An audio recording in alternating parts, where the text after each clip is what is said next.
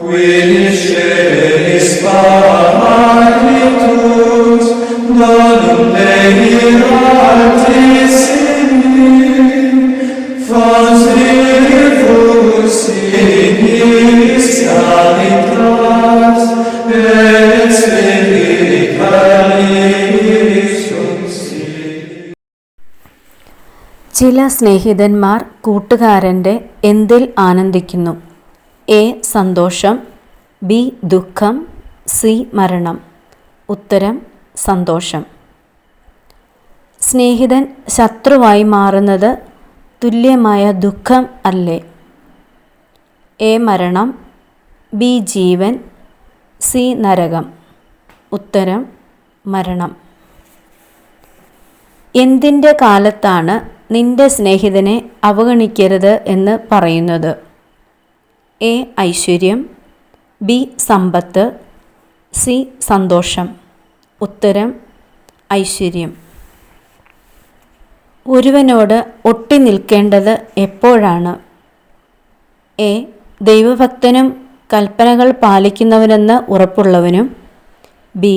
നിന്റെ സ്വഭാവത്തിന് ഇണങ്ങാത്തവൻ, സി. നിന്റെ സന്തോഷത്തിൽ സഹകരിക്കുന്നവൻ. ഉത്തരം ദൈവഭക്തനും കൽപ്പനകൾ പാലിക്കുന്നവനെന്ന് ഉറപ്പുള്ളവൻ. നിന്റെ ഉപദേശം സ്വീകരിക്കുക, അതിനേക്കാൾ വിശ്വാസമായി എന്തുണ്ട്? എ. ഹൃദയം, ബി. സ്നേഹിതൻ, സി. അയൽക്കാരൻ. ഉത്തരം ഹൃദയം. ഗോപുരത്തിന് മുകളിലിരുന്ന് നിരീക്ഷിക്കുന്ന 7 പേരേക്കാൾ ആരാണ് കൂടുതൽ വിവരങ്ങൾ നൽകുന്നത്?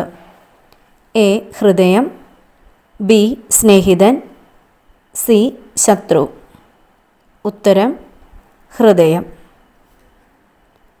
എല്ലാറ്റിനും ഉപരി സത്യം മാർഗത്തിൽ നിന്നെ നയിക്കുന്നതിന് ആരോട് പ്രാർത്ഥിക്കണം?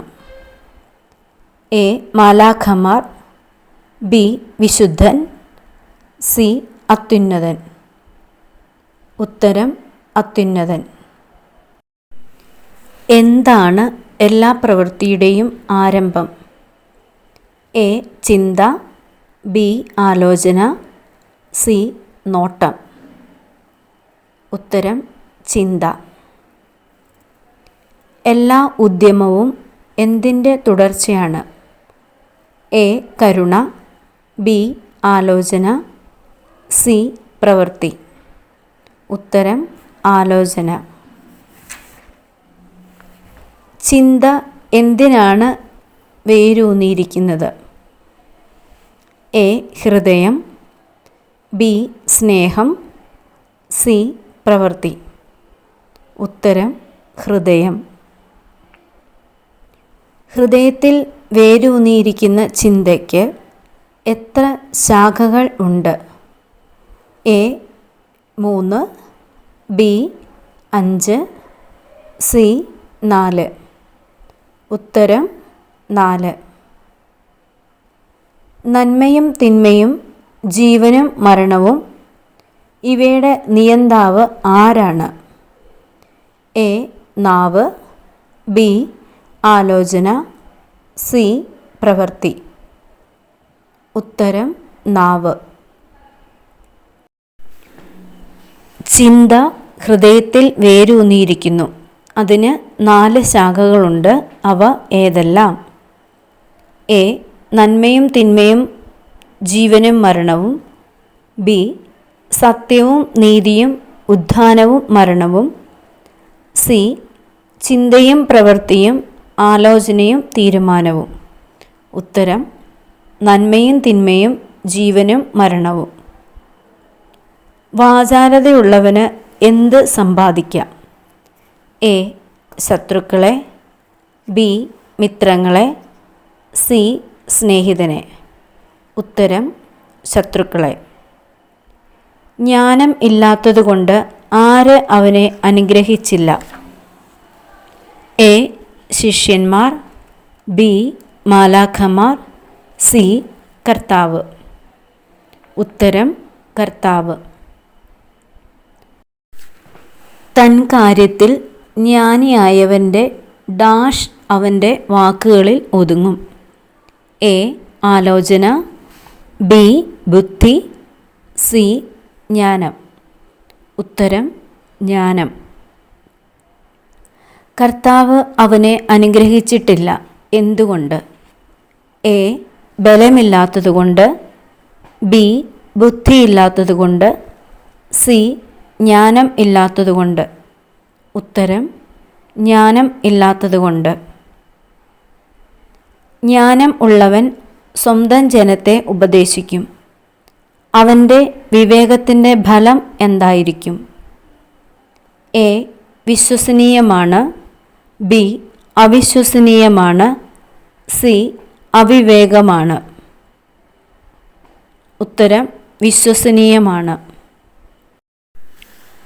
ആരുടെ മേലാണ് സ്തുതി കുന്നുകൂടുന്നത്? എ. ജ്ഞാനിയുടെ മേൽ, ബി. ഭാഗ്യവാന്റെ മേൽ, സി. ബുദ്ധിമാന്റെ മേൽ. ഉത്തരം ജ്ഞാനിയുടെ മേൽ. മനുഷ്യൻ്റെ ദിനങ്ങൾ പരിമിതമാണ്, എന്നാൽ ഇസ്രായേലിൻ്റെ ദിനങ്ങൾ എന്തായിരിക്കും? എ. സംഖ്യാതീതം, ബി.